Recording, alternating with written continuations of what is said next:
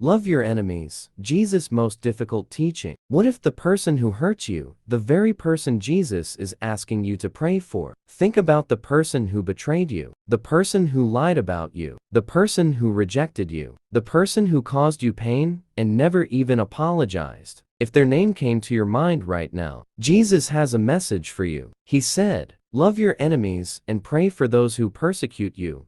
Matthew 5:44. But how? How do you love someone who hurt you? How do you pray for someone who doesn't deserve your kindness? Today, we're going to discover what Jesus really meant and why forgiveness may be less about them and more about setting your own heart free. When someone hurts you, let's be honest. When someone hurts us, our first instinct isn't usually love, it's anger. We want them to understand our pain. We want justice. Sometimes, we even want revenge. Maybe you've experienced this at work. A coworker took credit for something you did. Maybe someone you trusted betrayed you. Maybe a relationship ended badly. Maybe someone spread lies about you. Or maybe someone you love has hurt you in a way you still carry today. And every time you remember what happened, the pain comes back. But Jesus gives us a completely different response. He doesn't say, "Get revenge." He says, "Pray for them," not because what they did was okay, but because hatred can become a prison. And Jesus wants your heart to be free. What does "love your enemies" mean? Let's clear up something important. When Jesus says,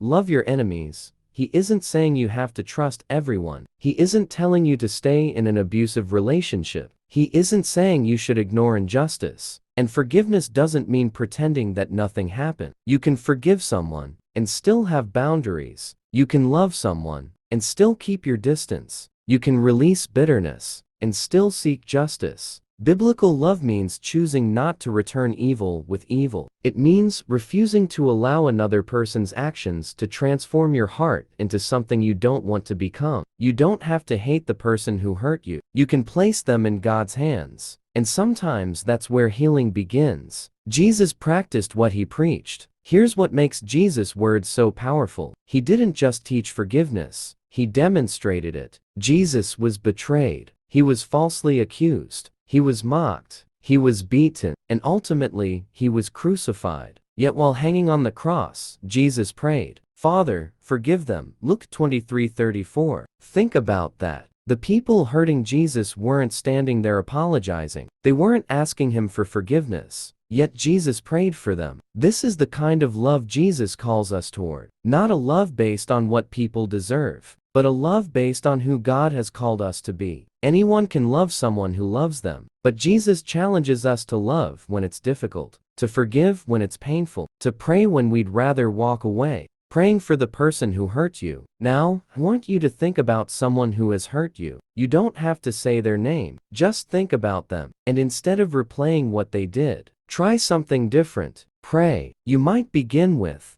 "God, you know what happened. You know how much it hurt. You know what they did. I don't understand why they did it, but I don't want this pain to control my life anymore. Help me forgive. Help me heal, and give me the strength to release this situation into your hands." Maybe you can't pray for them perfectly today. That's okay. Start small. Even saying, "God, help me want to forgive," can be the beginning of healing. Forgiveness is freedom. Here's something powerful. Forgiveness doesn't change the past, but it can change your future. When you hold on to anger, you may think you're punishing the person who hurt you, but sometimes you're the one carrying the weight. You're thinking about it, you're replaying it, you're losing sleep over it, you're allowing something that happened yesterday to steal your peace today. Jesus offers another way. Give the pain to God. Let him handle the justice. Let him heal the wound, and let him restore your peace. A message for you. So if someone has hurt you, remember this. You don't have to get revenge. You don't have to carry hatred. You don't have to pretend the pain wasn't real. But you can choose forgiveness. You can choose prayer. You can choose peace. Because Jesus said, "Love your enemies and pray for those who persecute you." And if this message spoke to your heart, comment, "I choose forgiveness." Share this video with someone who needs to hear it today. And remember, the person who hurt you may have caused the wound, but with God's help,